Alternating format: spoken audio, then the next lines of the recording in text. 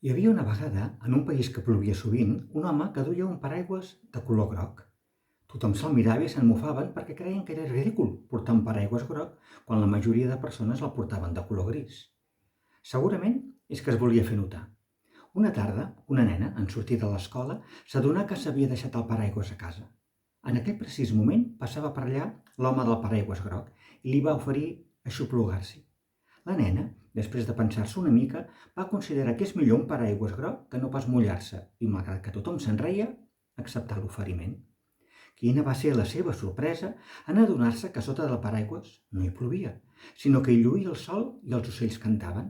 L'home li va comentar que abans ell també se sentia infeliç i de mal humor quan plovia i havia de dur el seu paraigües de color gris.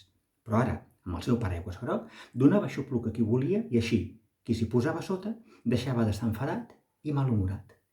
I vet aquí un gos i vet aquí un gat, aquest conte s'ha acabat.